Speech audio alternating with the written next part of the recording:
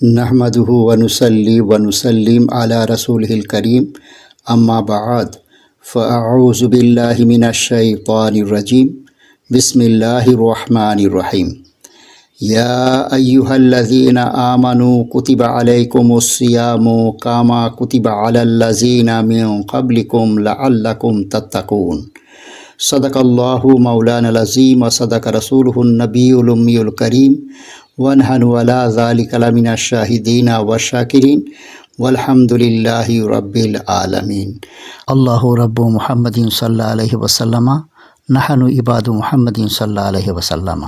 আল্লাহ পাক জাল্লা শানহু আম্মা নওয়ালুহু পবিত্র কোরআন মজিদের সূরা বাকারা পারা 2 আয়াত 183 নম্বর।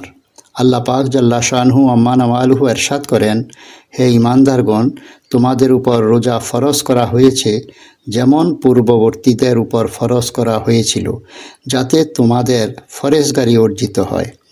এই আয়াতের মধ্যে রোজাসমূহ ফরজ হবার বিবরণ রয়েছে। শরীয়তের পরিভাষায় শবে সাদিক থেকে সূর্যাস্ত পর্যন্ত মুসলমান পুরুষ কিংবা হায়েজ ও নিফাস থেকে পবিত্রতা নারী ইবাদতের নিয়তে পানাহার ও সহবাস বর্জন করার নাম রোজা। ফতোয়ায়ে আলমগীরি। রোজা নবুয়ত প্রকাশ পাওয়ার 15 বছর পর 10ই শাওয়াল 2য় হিজরি সালে ফরজ হয়। তফসিরে খাজাইনুল ইরফান, দুররে মুখতার ও খাজেন। এই আয়াত থেকে প্রমাণিত হয় যে রোজা চিরচরিত এবাদত। হজরত আদম আলাইহিসসালাম এর জামানা থেকে সমস্ত শরীয়তে তা ফরজ হয়ে এসেছে, যদিও দিন ও বিধানাবলী ভিন্ন ছিল, কিন্তু মূল রোজা সমস্ত উম্মতের উপর অপরিহার্য ছিল। শরীয়তে মুহাম্মদীতে প্রথমে এক রোজা অর্থাৎ আশুরার দিনে রোজা ফরজ ছিল, তারপর তা মনসুখ হয়ে প্রত্যেক চাঁদের 13, 14, 15 তারিখে রোজা ফরজ করা হয়। তারপর তা স্থগিত করে রমজান মাসের রোজা ফরজ করা হয়, কিন্তু লোকের ইচ্ছার উপর ছেড়ে দেওয়া হয়েছিল যে রোজা রাখে বা রোজার ফিদিয়া আদায় করে, অর্থাৎ প্রত্যেক রোজার জন্য আধা সা গম বা 1 সা জব সদকা করে। তারপর এই নিয়ম স্থগিত করে রোজা রাখার নিয়ম এই শর্তে চালু করা হয় যে রাত্রে শোয়ার পূর্বে যা ইচ্ছা খাও, কিন্তু শোয়ার পর আর কোনো কিছু খাওয়া যাবে না। তারপর সাহাবায়ে রাসূল হযরত সালমা রাদিয়াল্লাহু তাআলা আনহু শোয়ার থেকে উঠে খেয়ে নেন। ওই হতে আল্লাহ পাক ওই সাহাবায়ে রাসূলের কারণে শবে সাদিকের পূর্বে পর্যন্ত খাওয়া জায়েজ করেন, কিন্তু তখনও স্ত্রী সহবাস হারাম ছিল। তারপর হজরত ওমর ফারুক রাদিয়াল্লাহু তাআলা আনহুর কারণে রাত্রে সহবাসও হালাল করে দেওয়া হয়। এতে বোঝা গেল আল্লাহ ওয়ালাদের ভুলের কারণেও সাধারণ লোকের জন্য রহমতের দরজা খুলে যায়। তফসিরে আহমদী। এখানে উল্লেখ্য যে প্রথমে কলমা পড়া ফরজ হয়, তারপর নামাজ, তারপর যাকাত, তারপর রোজা, তারপর জেহাদ, তারপর হজ। তফসিরে রুহুল বায়ান।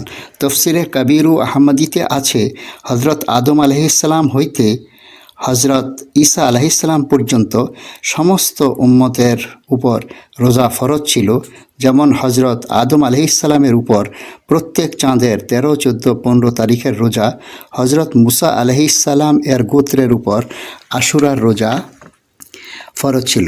কোনো কোনো রেওয়ায়েতে পাওয়া যায় সর্বপ্রথমে হজরত নূহ আলাইহিসসালাম রোজা রাখেন। তফসিরে দুররে মনসুর।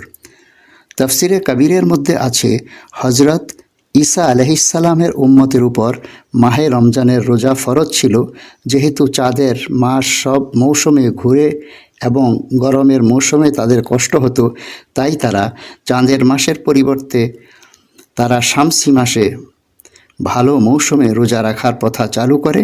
তার জন্য 20 রোজা বর্ধিত করে 50 রোজা রাখে। এরকম ইহুদিদের উপরও রমজানের মাসের রোজা ফরজ ছিল, কিন্তু তারাও রমজানের পরিবর্তে আশুরার রোজা রাখা চালু করে, যেহেতু এই দিনেই মুসা আলাইহিসসালাম ফেরাউনের আযাব থেকে মুক্তি পায়। আল্লাহ পাক জাল্লা শানহু আম্মা নওয়ালুহু আল্লাহর দেওয়া বিধান অনুসারে আমাদেরকে চলার তৌফিক দান করুন। ও আখিরুদ দাওয়ানা আনিল হামদুলিল্লাহি রাব্বিল আলামিন।